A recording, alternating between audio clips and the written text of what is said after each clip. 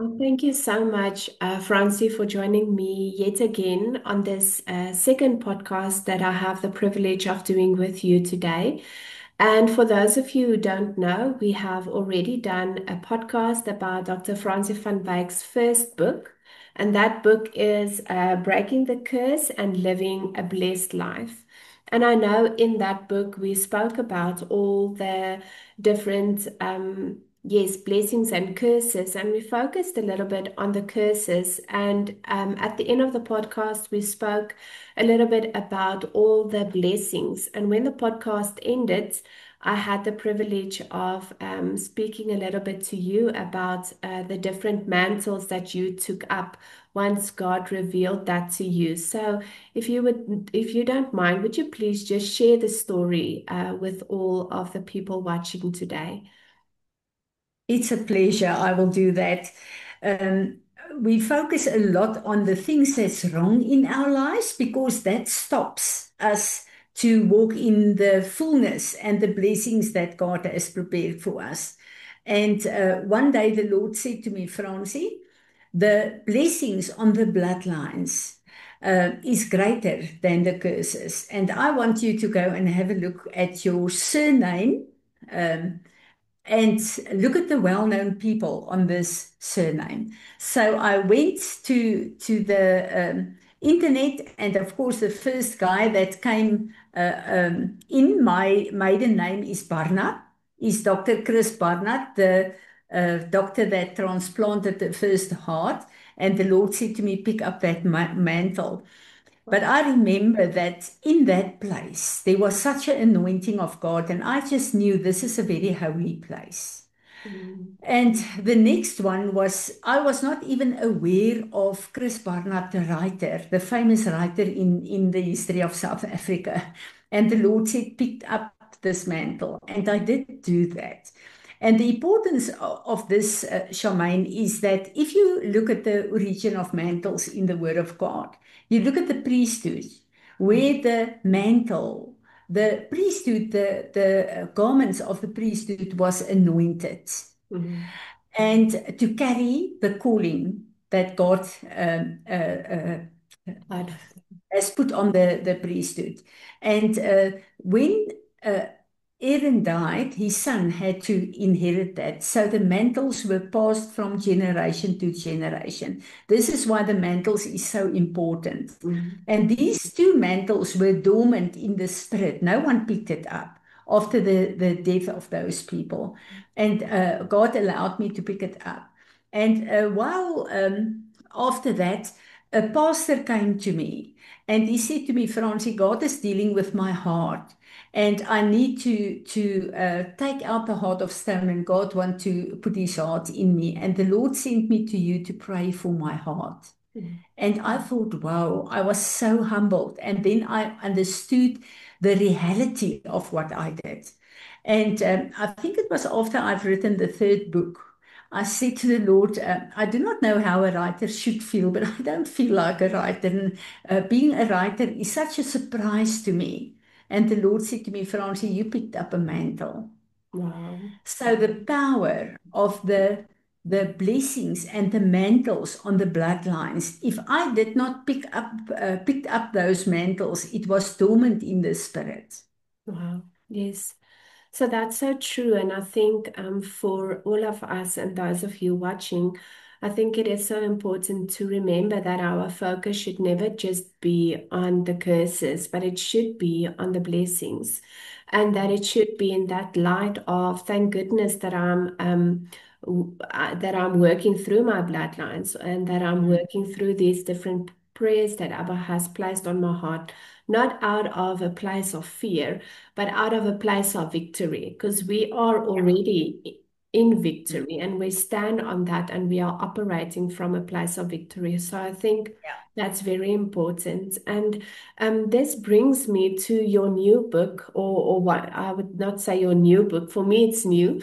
But for those of you who don't know, Dr. Francie van Wyk has a second book available as well, that we are going to speak about today, and that is a financial freedom and stewardship. And yes, I think this is such an important thing that also links to blessings.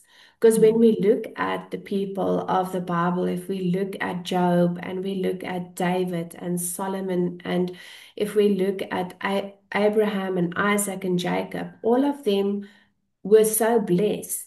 So mm, even though they weren't perfect, they were so blessed because they lived out of a covenant relationship with Abba, and also from the do's and don'ts, that what you should and shouldn't do. And I think this is so important when it comes to our finances as well, that our finances should be built on the word of God and the principles of God. And when we get to know that finances isn't just a physical thing, but it's a spiritual thing as well. And yet mm, again, finances and money does not belong to Satan. It doesn't come from him. It is something that also can be used in God's kingdom as a great place of stewardship and influence.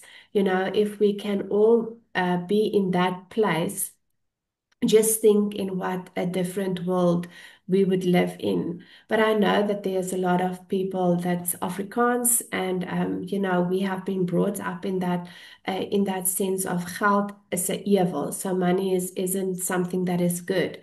But when I look at your book, we see that it can be used for God's glory and in His kingdom and for His children.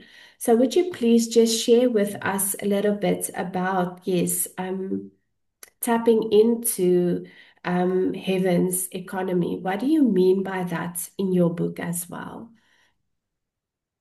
Charmaine, when you ask people, and I do this usually with the young people, do you want a lot of money? They all say yes. And Mhm. then I ask them, how much money do you want? And they say, no, millions.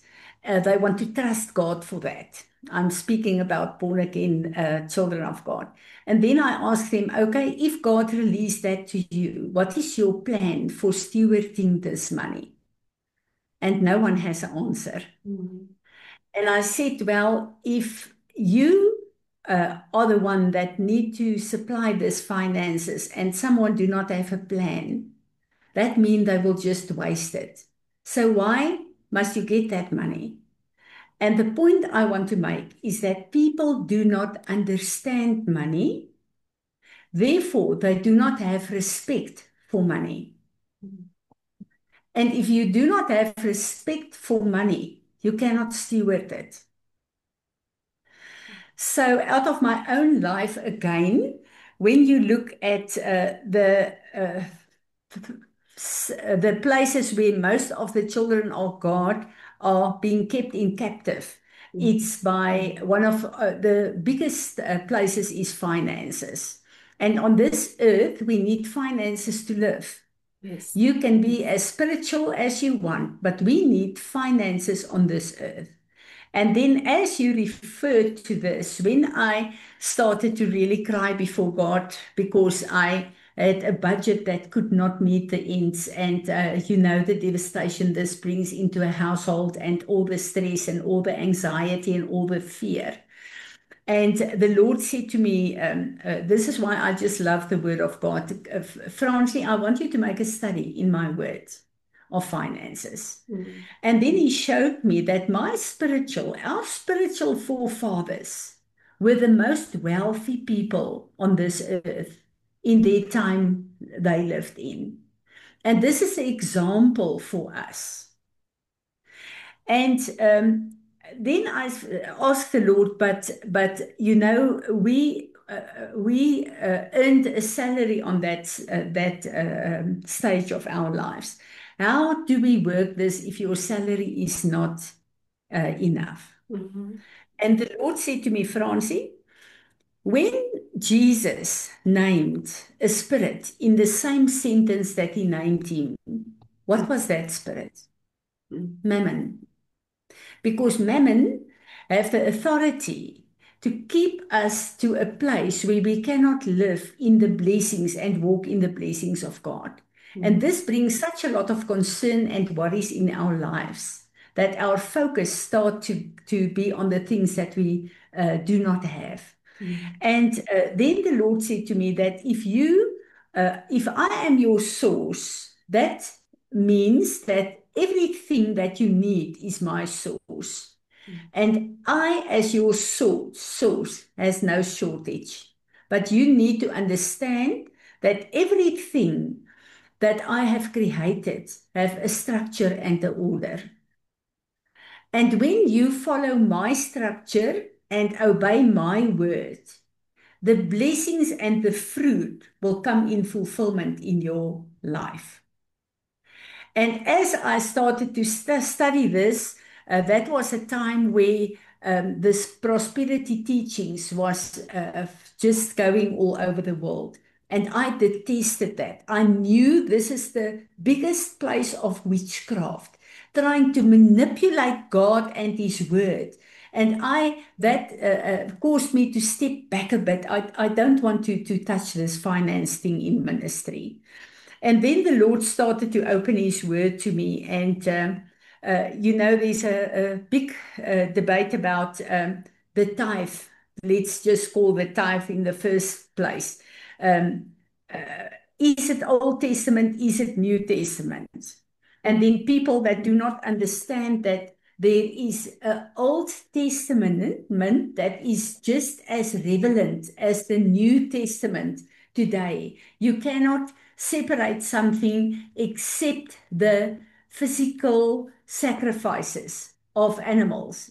That is all that is not relevant today anymore. All the other structures is such a revelation and a structure for us to live in as New Testament children of God. mm, So, speaking about finances, I had then to learn what is God's will for me for finances. And at that stage, I need to say that. We had a lot of debt. We had cars on finance yeah, structures, and we've got a house and just the ordinary things like a middle class South African. And the Lord started to speak to me and said to me that, my will is not for my people to buy stuff on debt because you are then a slave of that structure. mm, And the whole financial structure, if you look globally, and don't want to go into that, is a very demonic and defiled structure. And the Lord took me back to the tabernacle and the Levitical priesthood. And I realized that the political priesthood was actually God's structure for finances mm, because they had to be responsible for the people and also for the priest and for the house of God. mm, The people had to bring it there, but they had to steward it according to God's plan and purpose there. And I realized then that it's so important for us to understand money and the importance of that. You know, when the Lord called the Israelites out of Egypt, what is the first things that He released to them before they even went through the Red Sea? Did you think of that? Finances. mm, He made the Egyptians give their gold and their silver and all those finances. And when we look later on, when they built the temple, there was so much that King David had to stop them. yes. So this is not a little piece of gold. This was their wealth that was transferred to Israel because finances is very important. The wealth is very important for what God wants to build on this earth. Now, coming back to us, we look at the different structures of finances, but we need to understand what happened when we obey God's word to bring the finances to His storeroom. And uh, the first place where we see the tithe is in Genesis 12, where Abraham, after he conquered all these kings, Mm. brought the spoils to Melchizedek.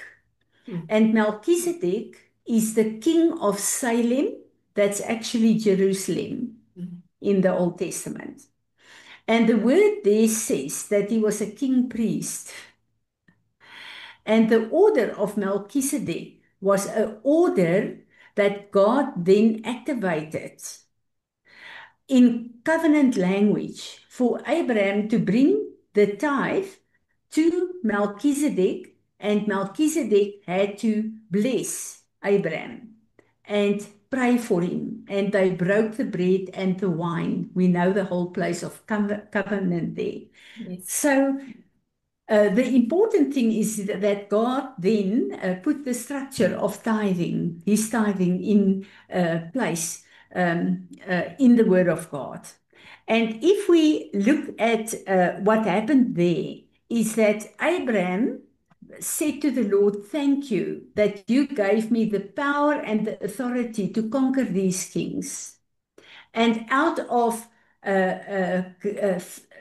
the thankfulness of his heart, he brought the tithe, and the Holy Spirit spoke to him and said to him, he need to give 10% back to God. Yes.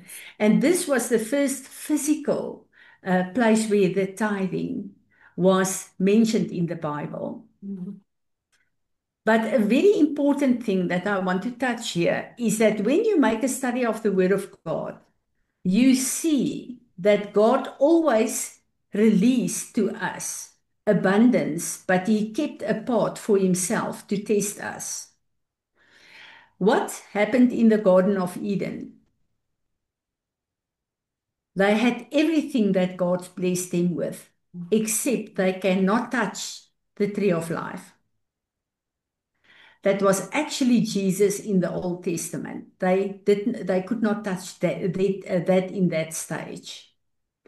If you look at the Garden of Eden, is that a tithe of the whole earth? Where God placed them, gave them the tree of life, and said, "You are not allowed to touch this, but if you obey me, I will give you the power to fill the rest of the earth to look like the paradise of God." Mm. So if you look at the tithe, it's actually a very deep spiritual obedience and submission to God and to what He allow us to have on earth. But I go to Genesis 38. This is the place where Jacob was on his way to Laban. Now, Jacob was brought up under his grandfather Abraham and his father Isaac. So they taught him how to serve the Lord. But when he was on this place, every one of us, even in the Old Testament, must have our own encounter with God.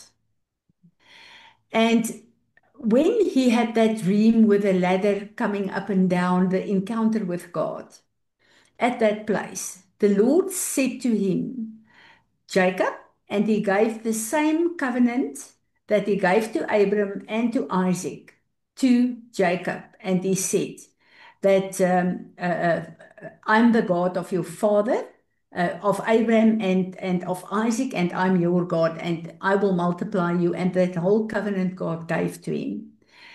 You know what Jacob answered him? Now, I mean, there's nothing mentioned of finances or wealth.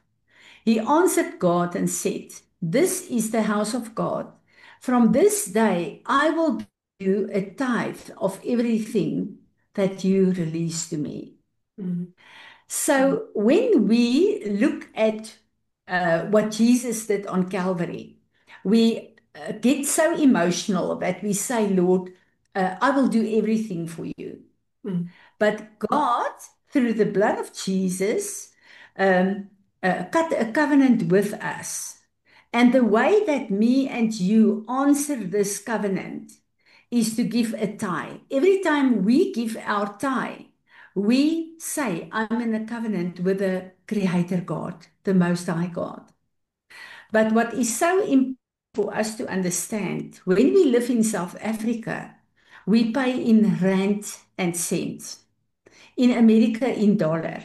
But the moment that you put your tithe on God's altar, that moment it becomes a spiritual commodity and Mhm. starts speaking for you in the spirit. Mhm.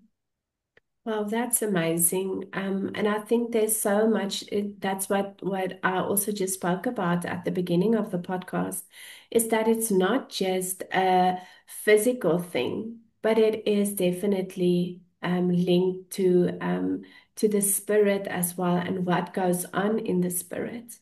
So, Francie, I just want to give a little bit information to our followers and those who are listening to the podcast, some of the things that you speak about in your book concerning financial freedom and stewardship is also how to calculate tithe. So people, if they are not quite sure, they can go and read more about that in your book. And then That's also, yes, because that's important. And then as well as when we look at different types of giving, I just want us to speak a little bit about what are the different types of giving. Um, because here in your book, you speak about your first fruits and seed offerings and alms and trading.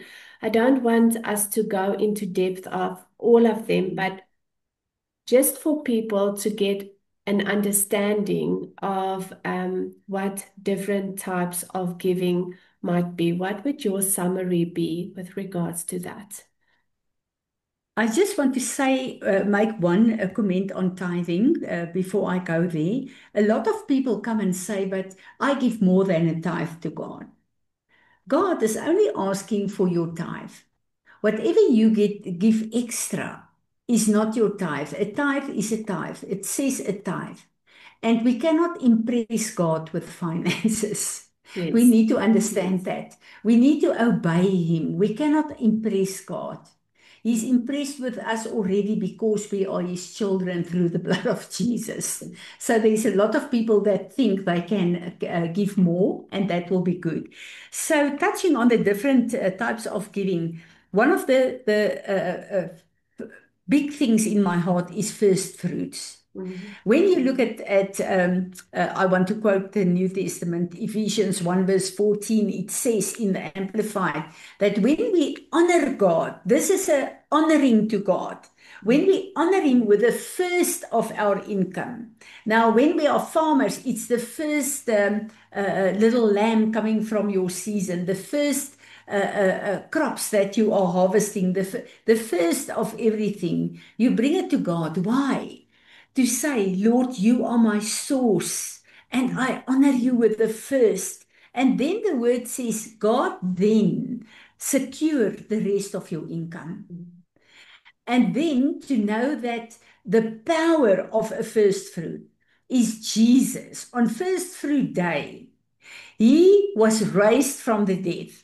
And because he is a first fruit principle, we can then grow into who he is.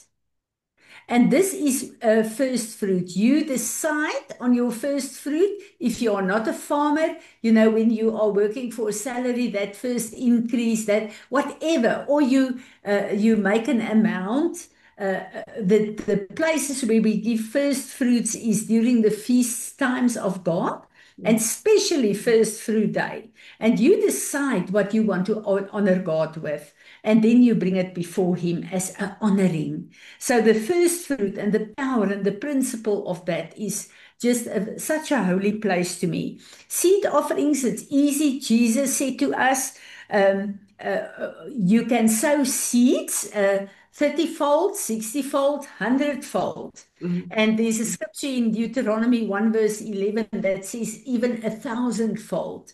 So whenever, if I save, I will use Dr. Laura now as a example. she blessed me with such a lot of revelation. And then I want to sow a seed in that ministry because I need a harvest of what she's carrying. Mm. And this is our seed, and it's so important for us to sow seed in the different ministries that the Lord use to grow us in His kingdom.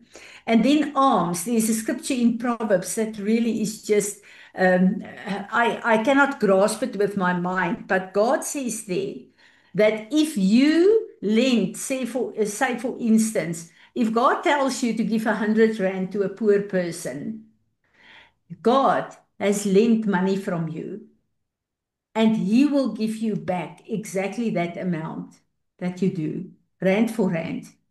So just think about this. When giving to poor people, you are actually, God is lending that money from you, and God will return it.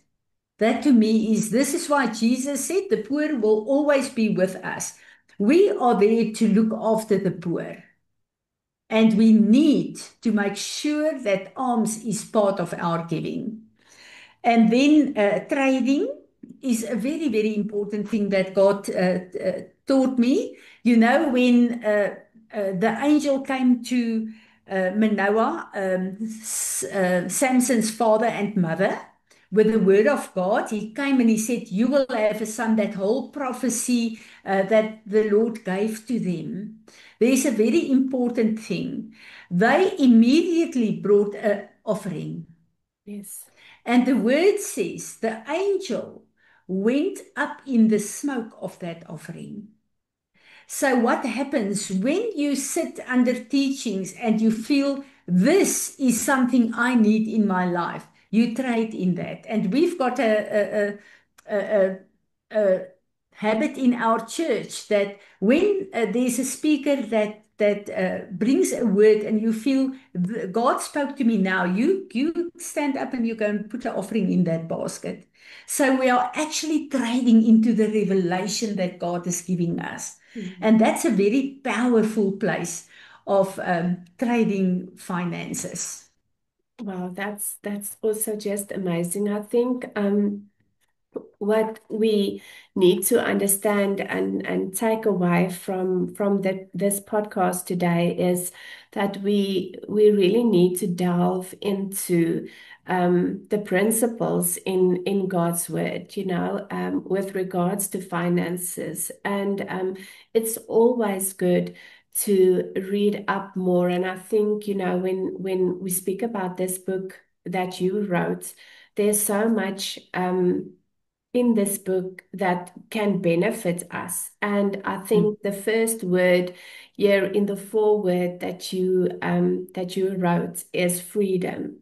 And I think I'm just going to speak about this again, but Dr. Laura, when she came to South Africa in August of 2025, she she came with a mandate to release, but some of the principles, I mean, that she was also speaking of is the fact that we are so caught up in the system of finance, and that's what you also said now. It's the spirit that of mammon that always brings us to a place where we think we lack, we think we still need this or we still need that. But if we take all of that to God and we ask Him and we start to, in the small things, when it comes to finances, to be obedient, in that, that is when God comes and He blesses us. I remember just a little bit of a testimony about myself. I don't want to go into the detail of that, but I remembered asking about something about how much should this cost or this, when we are speaking about a ministry, for example, because people also have their own opinions, um, about people being in ministry. And I think finances is one of the huge factors that is such a that really puts the church in such a bad place of reputation, if we can say that.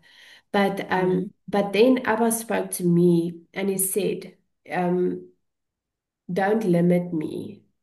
And mm, in that moment, when he told me that, I really had to step out in faith.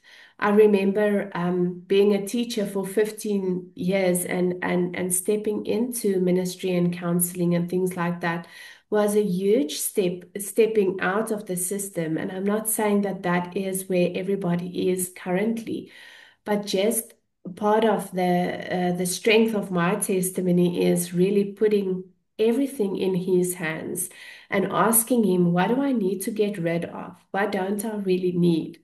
And I had to get rid of that. And I'm just amazed to see after these years mm, how Abba has really provided and how he has helped me. And I'm still on that journey of stewarding mm, his whatever it is that he is giving to us as a family. And mm, I think what you also mentioned is the priesthood. The priesthood mm, is one of the areas where the priesthood is so defiled is in this area mm, of mm, finances because they mm, are not operating mm, in whatever it is that God has entrusted them with. And mm, for us as well, it is important to know that is a blessing from God's hand, and we mm, sometimes have the blessing or the capacity of that blessing within us or within mm, our means to be a mm, blessing in other people's lives. mm, But we don't always live in the principles of God's word because you said now mm, it's Old Testament. And I think mm, what people should realize for those who don't know, but I mean the disciples, they were all reading from the Old Testament. There was no New Testament, when they were walking with Yeshua. There was no mm, New Testament. It was just the Old Testament. mm, And they, all of their writings and their beliefs and whatever it was that they were using, um, with Yeshua came from mm. the Old Testament, as we say now. Yeah. And it's just so important to just put that out there that this is not an Old Testament thing. It's not just a Mm, story of Abraham that was financially blessed or Job that was financially blessed. It was a mm, part of a covenant relationship. yeah.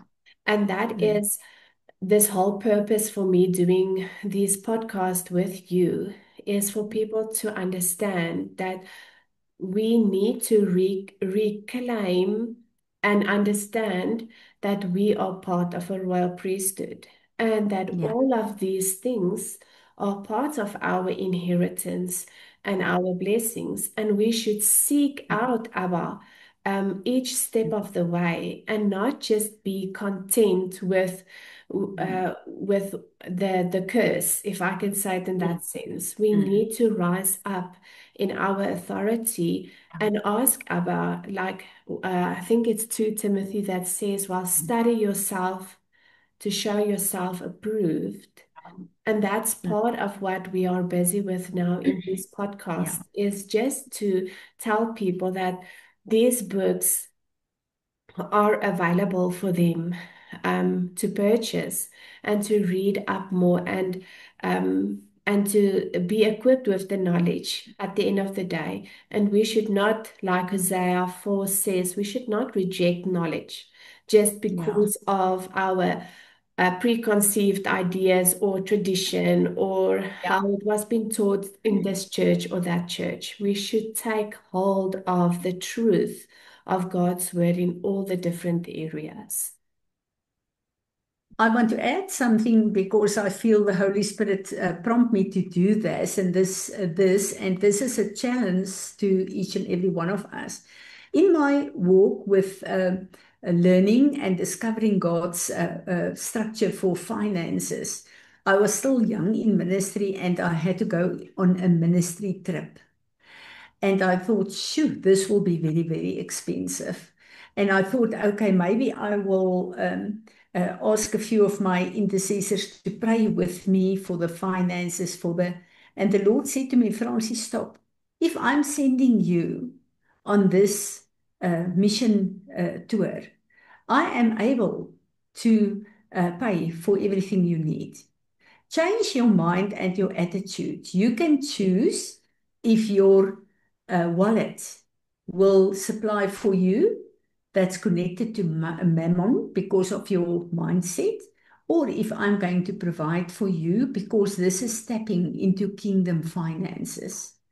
And that was a turning point in my life. I never again thought about finances when God called me to do something.